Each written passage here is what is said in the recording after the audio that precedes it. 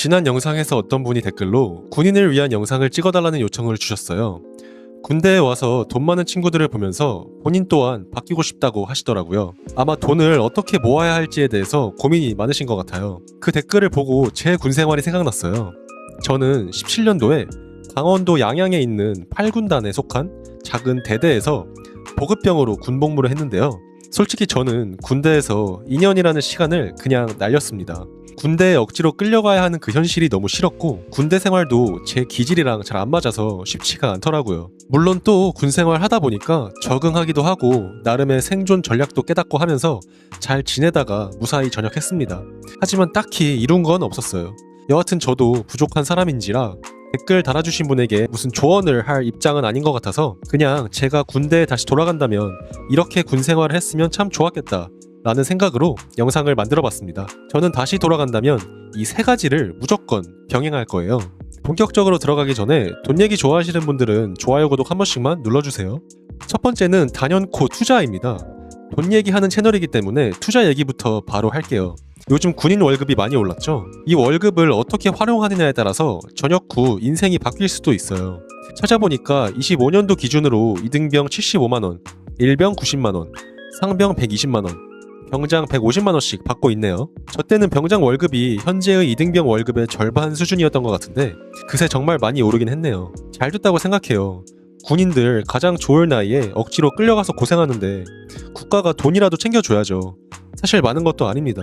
여하튼 18개월 동안 모든 월급을 총합하면 약 2010만원의 보수를 받을 수 있다고 합니다. 거기다가 장병 내일 준비적금이라는 게 있더라고요. 아니 저 때는 이런 거 없었는데 아무튼 저는 평소에 청년도약 계좌 이런 상품을 굳이 쳐다보지도 않고 미국 주식이랑 비트코인만 샀었는데 이 군적금은 무조건 들어야겠더라고요. 월 최대 55만원씩 납입 가능하고 은행 이자 5%는 비과세로 받고 거기에 정부가 원금의 100%를 추가로 더 얹어주는 상품이라 합니다. 아니 이건 아무리 납입 한도가 있다고 해도 무위험 수익률이 100%가 넘는 사기에 가까운 상품인 거죠. 안 할 이유가 없습니다. 본인 원금 55만원에 18개월 곱한 990만원에 정부가 추가로 얹어주는 990만원에 은행이자 5%약 39만원 이렇게 해서 총 2019만원을 수령할 수 있다고 해요.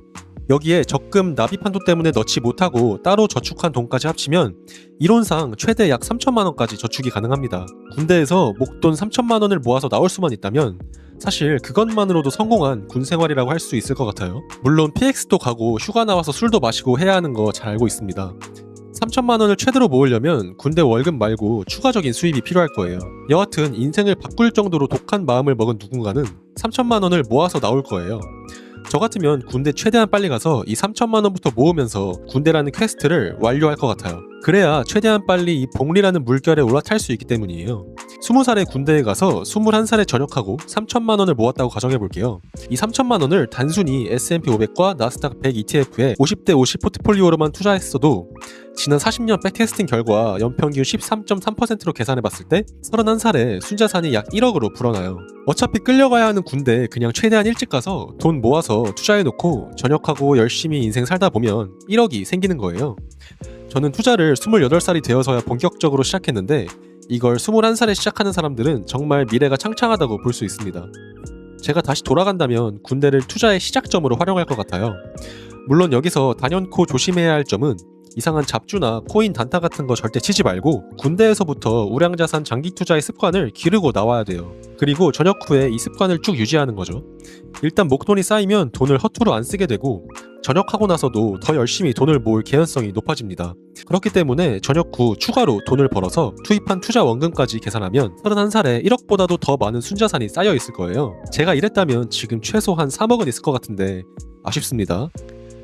두 번째는 독서입니다. 군대에서 자격증 공부하고 이런 대단한 분들도 계시는데 솔직히 군대에서 공부하는 건 진짜 보통 일이 아닙니다. 집중도 안 되고 동기부여도 쉽지 않고 말이죠.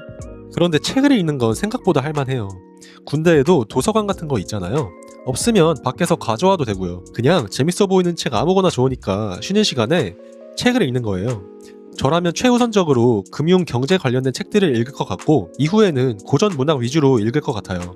군대에서 독서하는 습관을 기르고 사회로 나온 사람은 남은 인생에서도 꾸준하게 독서를 할 가능성이 높겠죠. 그리고 이 독서도 처음에는 어렵고 힘들지만 복리라는 개념이 독서에도 적용되기 때문에 읽을수록 쉽고 재밌어집니다. 앞선 책에서 봤던 개념이 뒤에서 또 나오고 서로 다른 책이 비슷한 얘기를 하는 게 눈에 보이기 때문이에요. 처음 한 권은 한 페이지에 10분 넘게 걸릴 수도 있지만 50권, 100권 읽게 되면 한 권을 하루 만에 다 읽을 수 있게 돼요. 그렇게 지식이 지식 위에 쌓이게 되는 거죠. 책을 한 권 읽은 사람이 1 정도의 지식을 갖는다면 100권 읽은 사람은 100이 아니라 100의 제곱의 지식을 갖게 되는 거예요. 마치 투자에서 복리가 작용하는 거랑 똑같은 현상이 이 독서에서도 작용하는 거죠. 그래서 저라면 군대에서 시간이 많을 때 이 책 읽는 습관을 무조건 잡고 나올 것 같아요. 마지막은 운동입니다. 운동 너무 중요하죠. 건강을 잃으면 돈이고 지식이고 나발이고 다 필요 없습니다. 그리고 군대는 이 운동을 하기에 최적화된 공간이죠. 아침마다 일어나서 억지로 연병장 3km씩 뛰어야 하지 않나요? 저 때는 그랬거든요. 근데 저는 그게 너무 짜증나고 하기가 싫었어요. 억지로 하는 거니까요. 그런데 30살 직장인이 된 지금은 달리기 하는 게 너무 즐거운 거예요. 왜냐하면 달리기가 내 체력과 정신건강에 유용하다는 사실을 깨달았기 때문이에요. 다시 말해 내가 하고 싶어지니까 너무 즐거워진 거죠. 제가 군대 다시 돌아간다면 아침에 3km 구보할 때 즐겁게 할 것 같아요. 그리고 체력 단련실이랑 철봉 같은 것도 있잖아요. 저녁 먹고 남는 시간에 무조건 가서 턱걸이도 땡기고 스쿼트도 하고 해서 운동하는 습관, 그리고 균형 잡힌 신체를 만들어 놓고 저녁을 할 것 같아요. 운동 또한 습관이 된 사람들은 저녁하고서도 계속 꾸준히 합니다.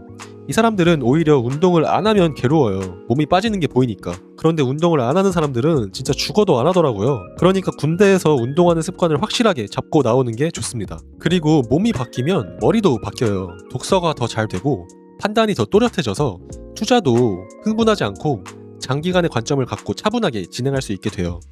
그러니까 투자, 운동, 독서 이 세 가지는 각각 복리로도 작용하면서 서로에게 긍정적인 시너지로도 작용하는 거예요.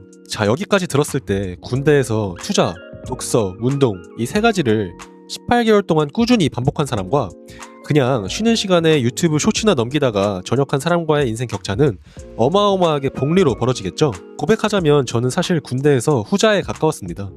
그 소중한 시간을 엉터리로 날린 것 같아서 아쉽지만 조금 늦게라도 정신 차리고 투자, 독서, 운동 세 가지를 습관화하고 잘 살고 있어요. 군인을 위한 영상을 찍어달라고 요청 주신 분께서 이 영상을 봐주실지는 모르겠지만 덕분에 저도 오랜만에 군대 생각도 하고 또 감사한 기회였습니다.